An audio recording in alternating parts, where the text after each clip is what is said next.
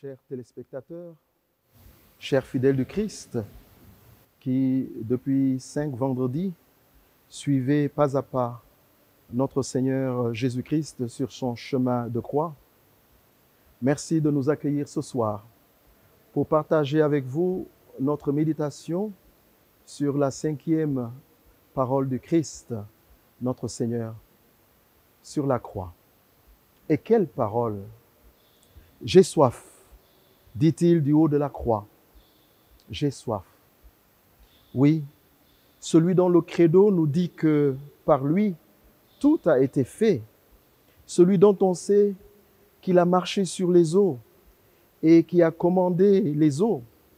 Celui qui est l'eau vive lui-même, nous dit, suspendu à la croix, meurtri, saignant et mourant, nous dit, j'ai soif.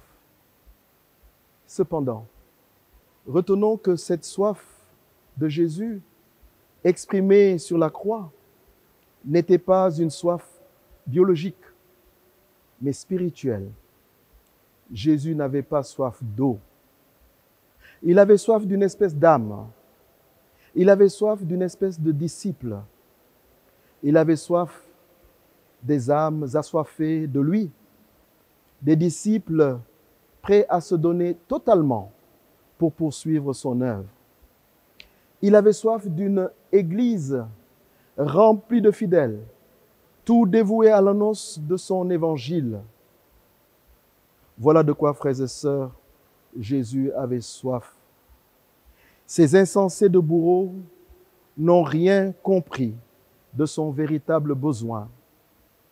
Il avait soif, non pas du vinaigre, mais d'eux-mêmes.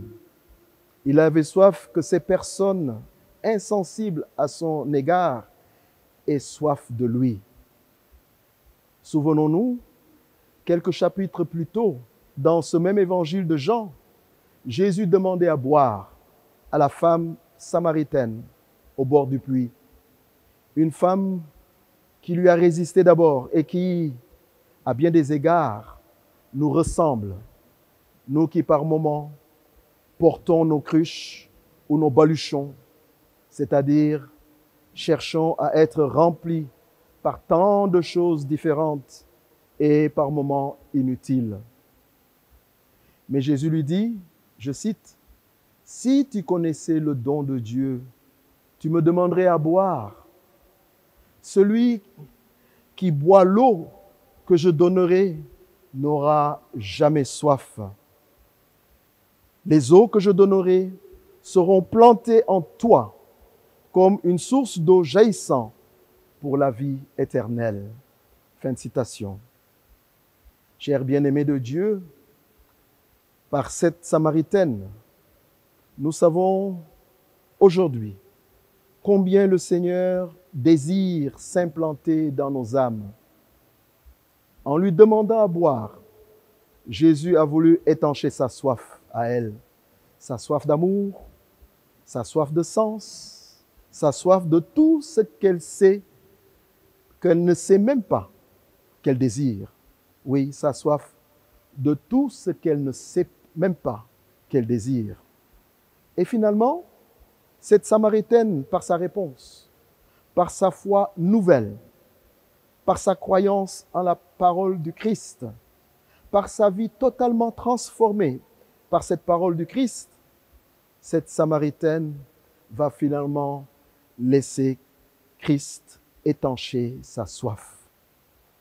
Et en cela, dans cet échange de soif entre elle et le Seigneur, on peut dire qu'elle a trouvé la plénitude au point de laisser sa cruche derrière elle. Aujourd'hui, depuis la croix, Jésus révèle à nouveau sa soif désespérée de notre amour afin d'étancher nos âmes desséchées. Il a soif de notre confiance. Il a soif de notre abandon. Il a soif d'être invité dans nos vies, d'être invité dans nos familles, d'être invité dans nos vies de couple. Il a soif de nos cœurs entiers. pas seulement les zones que nous voulons lui montrer, mais aussi les zones d'ombre de notre vie. La honte qui peut-être nous pèse, nos obscurités, les amertumes, les ressentiments, la colère, les déceptions, les échecs. Il a soif de tout cela. Et comment allons-nous étancher sa soif? Non seulement pendant ce temps favorable du carême, mais comment allons-nous étancher sa soif chaque jour de notre vie, au-delà de ce temps du carême? Comment allons-nous étancher sa soif? Je pense à la petite Sainte Thérèse de l'Enfant Jésus et à son appel à prendre en compte les petites actions, les petites choses de nos vies.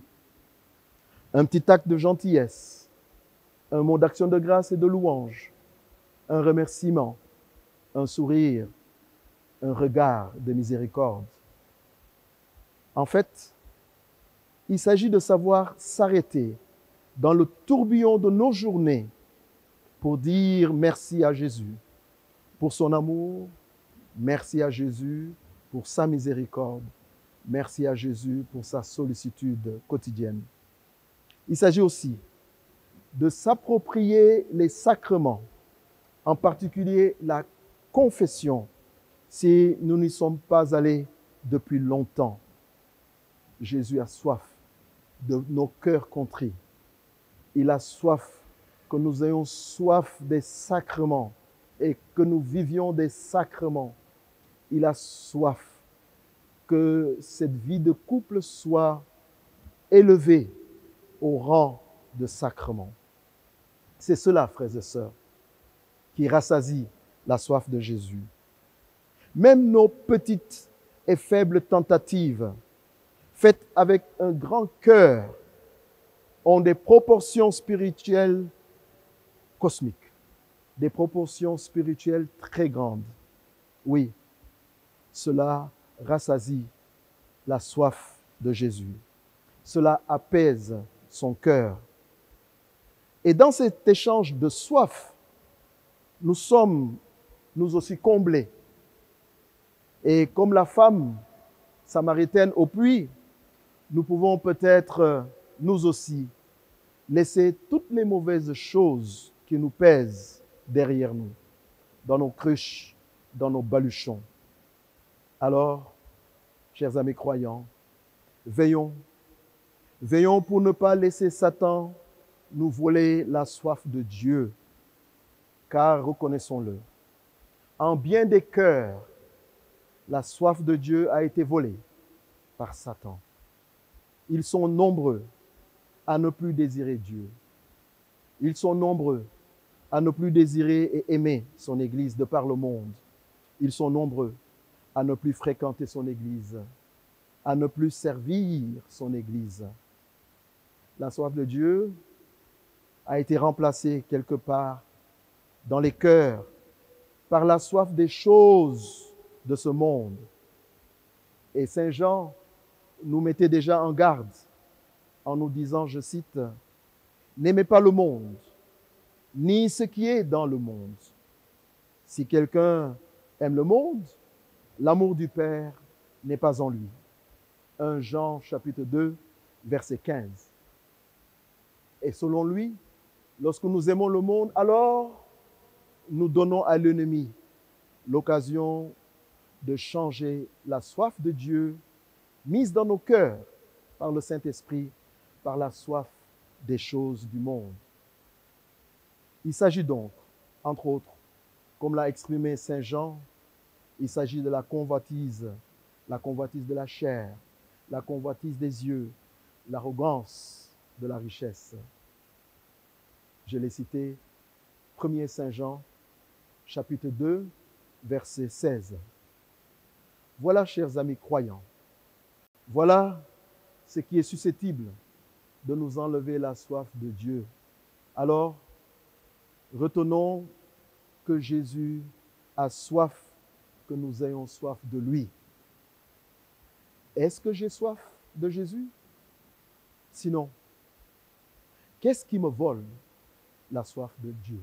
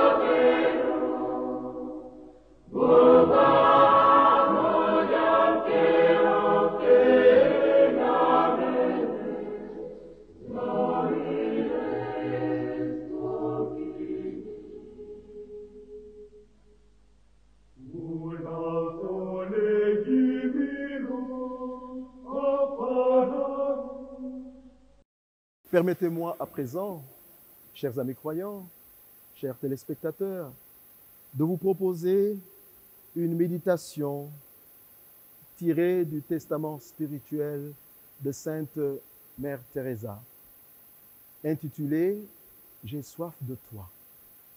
Mère Teresa, dans sa méditation, entend Jésus nous parler. « J'ai soif de toi ». C'est vrai. Je me tiens à la porte de ton cœur, jour et nuit, même quand tu ne m'écoutes pas, même quand tu doutes que cela puisse être moi, je suis là. J'attends le plus petit signe de réponse de ta part, le plus léger murmure m'invitant à entrer. Et je veux que tu saches que chaque fois que tu m'inviteras, je vais réellement venir. Je viens assoiffé de te consoler.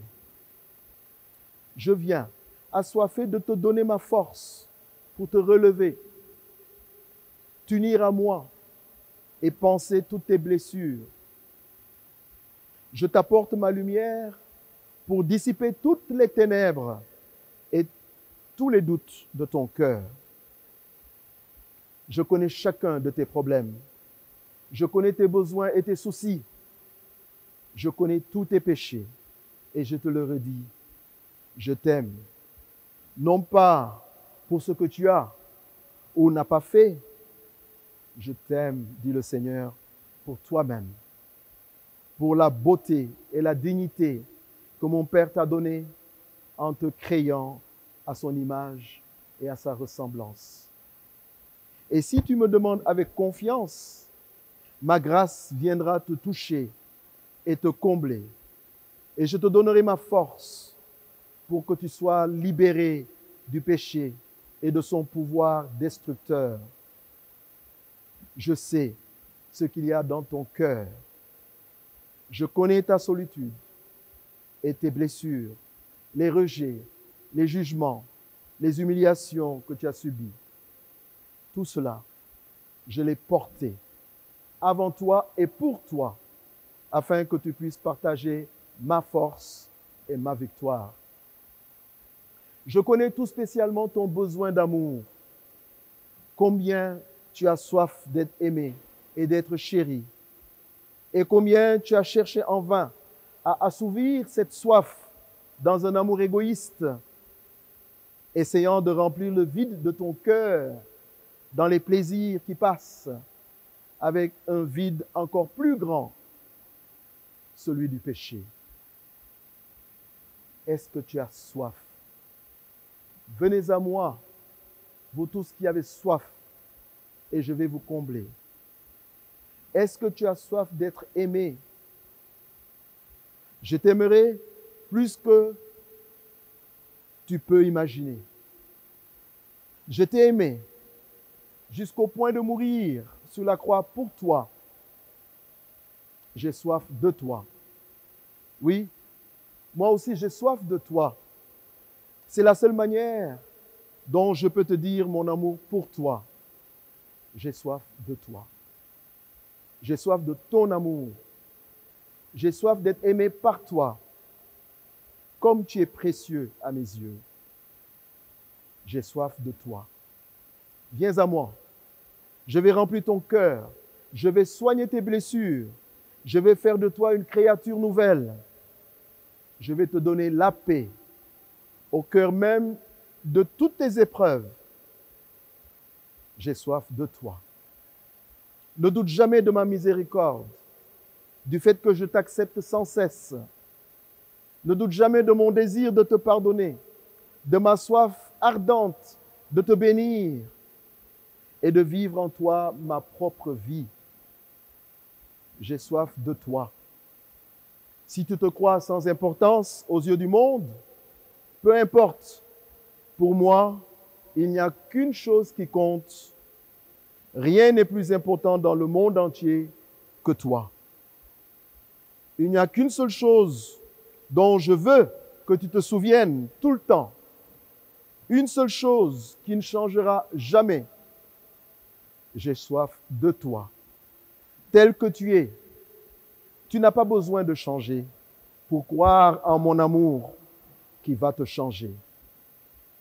Tu m'oublies et pourtant je te cherche à chaque instant de ta vie, me tenant à la porte de ton cœur et je frappe. Tu trouves que c'est difficile à croire? Alors regarde vers la croix. Regarde mon cœur transpercé pour toi. Regarde vers mon Eucharistie. Tu n'as jamais compris ma croix? Alors écoute encore une fois ce que j'ai dit sur la croix. J'ai soif. Oui, j'ai soif de toi. J'ai cherché quelqu'un pour combler mon amour et je n'ai trouvé personne. Sois celui-là, sois ce quelqu'un, car j'ai soif de toi, de ton amour. Sainte Mère Teresa, tiré de son testament. Chers fidèles du Christ, chers amis croyants, bonne suite du carême, bonne fête de dimanche, dimanche des rameaux et de la passion de notre Seigneur. Et enfin, bonne entrée dans la Semaine Sainte. Que le Seigneur nous donne la grâce de vivre pleinement cette Semaine Sainte afin que nous soyons à son image et à sa ressemblance. Et qu'il nous donne surtout de pouvoir vivre pleinement les mystères pascals, les mystères de Pâques qui commencent déjà avec le jeudi saint. Qu'il nous donne de vivre donc ces triduum pascal. Au nom du Père et du Fils et du Saint-Esprit. Amen.